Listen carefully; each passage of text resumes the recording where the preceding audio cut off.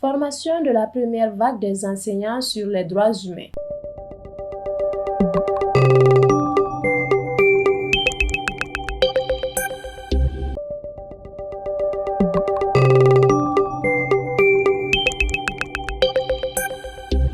Bienvenue dans ce journal. Dans cette édition, nous nous intéressons à la lutte contre l'impunité. Les enseignants ont un rôle primordial à jouer. C'est dans ce cadre que le projet Soutenir la lutte contre l'impunité au Mali SLIM procède à la formation de 200 éducateurs. La première vague de 100 a eu droit à une session de 3 jours. Le projet SLIM, soutenu par l'Union européenne, regroupe la FIDH, l'AMDH, Avocats sans frontières et Amnesty International Mali. Alors, il s'agit du projet Soutenir la lutte contre l'impunité au Mali, que nous avons en acronyme SLIM, que nous exécutons en consortium avec 4 autres organisations renommées des droits humains.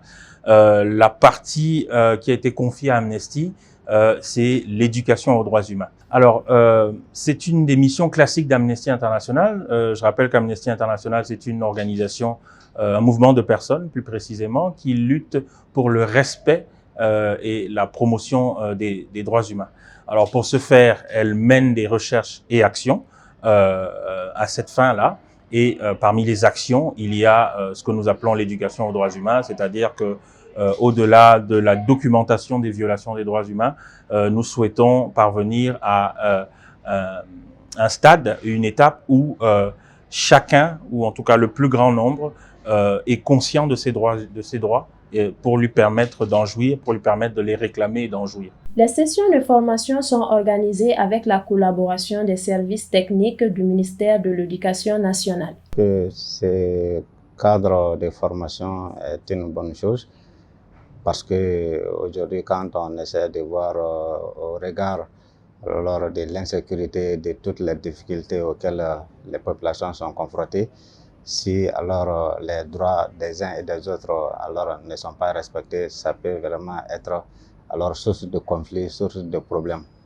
Alors intégrer effectivement ces questions de droits dans les programmes et vouloir former les enseignants à promouvoir effectivement alors cette culture des droits humains est vraiment une bonne chose parce que c'est des choses qui peuvent vraiment favoriser alors leur pratique de classe, ça développe aussi leurs compétences à pouvoir cerner qu'est-ce que c'est que les droits humains, quels sont les différents contours que les droits humains connaissent, comment est-ce qu'on peut les promouvoir et comment est-ce qu'on pourra peut-être poser des actes pour pouvoir dénoncer certains actes de violation des droits humains.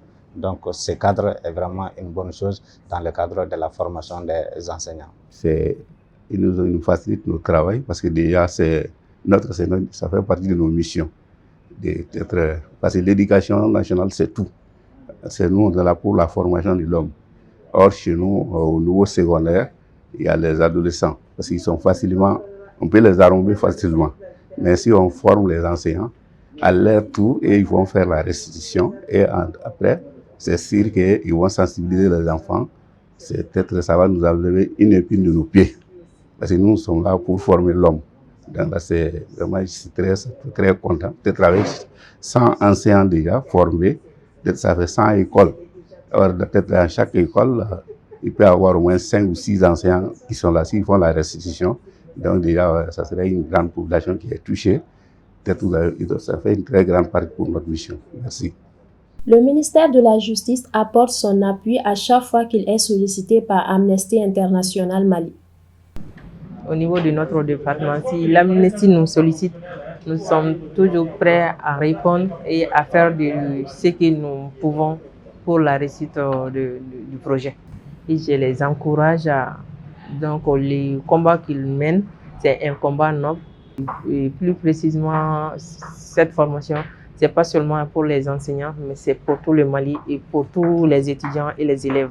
Donc c'est pour vraiment garantir à faire connaître les élèves sur leurs droits et pour comment faire la lutte contre l'impunité. Le projet SLIM œuvre à la promotion de l'éducation aux droits humains à travers l'enseignement et des programmes radiophoniques. Alors, pour nous, c'est des participants. Nous allons pour cette session-ci, par exemple, qui est la première session d'entre deux, qui concerne pour cette vague-ci 100 enseignants. Une vague prochaine concernera aussi 100 autres enseignantes et enseignants à parité. L'idée, c'est qu'ils soient les vecteurs et les véhicules de ce message d'éducation aux droits humains. Pour nous, l'éducation aux droits humains, c'est pas simplement décliner des concepts de droits humains, la Déclaration universelle des droits, etc., etc. Il s'agit d'une approche que nous souhaitons plus participative, plus mobilisatrice, qui consiste à lier l'enseignement des droits humains à la pratique des droits humains. C'est en cela que cette démarche est unique. Merci d'avoir suivi cette édition qui était consacrée à la promotion des droits humains à travers les enseignants.